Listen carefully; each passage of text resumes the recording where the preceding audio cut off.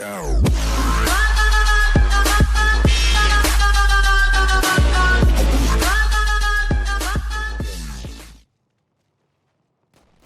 guys, Darkshots here. In today's video, I'm going to be reviewing Battlefield 1's huge update patch coming out today. So let's get this started, guys. Now guys, the first thing I want to inform you guys about out of all of this update is the sprint from crouch. Okay, if you guys don't know what that is when you're crouched, okay, say you're playing a game and you're crouched and you're trying to sprint but you couldn't, you will be able to sprint now from a crouched position in Battlefield 1.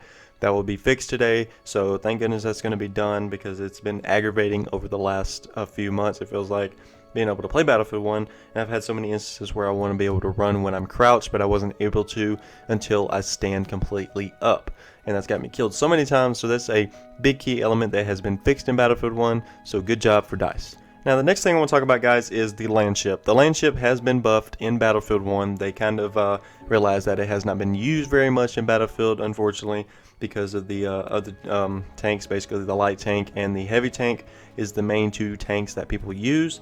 The land ship wasn't so effective, but it has been buffed, so hopefully it'll be more used in Battlefield, because it's a pretty good tank to be able to use with your squad and team up with, and be able to team orient the tank and be able to capture objectives. Now guys, the next thing I want to talk about is the aim assist. The aim assist in consoles like any PS4 or Xbox One, the aim assist has been reduced in Battlefield 1.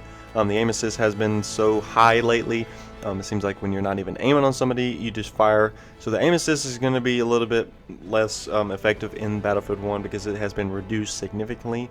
Hopefully it'll be a little bit better than what it has been, because it seems like a lot of times I have been shooting at people, but sometimes I feel like I didn't really aim on them. But that's not really always the case. So hopefully that's a great fix to Battlefield. So let's just hope the aim assist does pan out to be what we expect it to be. Now the next thing, guys, the fighter planes have been buffed. The fighter planes have been buffed in Battlefield 1 because I think they were just a little underpowered at times because of the smallest plane in the game, and to be able to take out bombers and then any type of planes in the air, they needed a little bit more buff to them. So the fighter planes have been buffed in Battlefield 1. Honestly, I do not use the fighter planes that very much at all, because it's not really my style of fighting in the air. I choose the bomber because I like to focus on the ground for my teammates. Now guys, the head glitch tank is no more. The head glitch tank is no more. Basically what the head glitch tank is when you're behind a object, or say a little rock, or actually a bigger rock I would say, and you were unable to see the tank but the front of it, and the tank has full visual pretty much. So the head glitch is gone, thank goodness. I've actually used that a couple times as a tank myself, and I didn't really feel like it was fair, you know. That's just the way it is. So that has been fixed in Battlefield 1. The head glitch tank is no more. Now guys, the next important thing is the bayonet charge. The bayonet charge is going to be a little bit different. You will be able to reload while in the bayonet charge.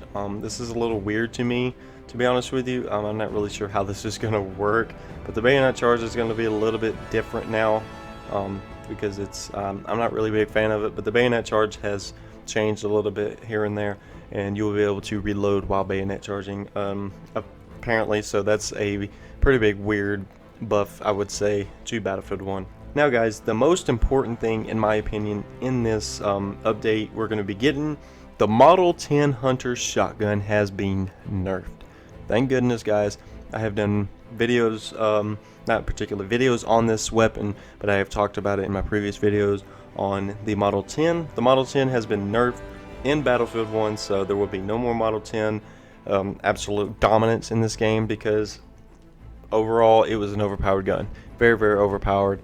Shooting people from 30 to 50 meters one shot. It will be no more. Okay, it's going to be like a regular shotgun like all the other shotguns. So the Model 10A Hunter has been nerfed in Battlefield 1, so that's a big key element that has been fixed in Battlefield 1 as well.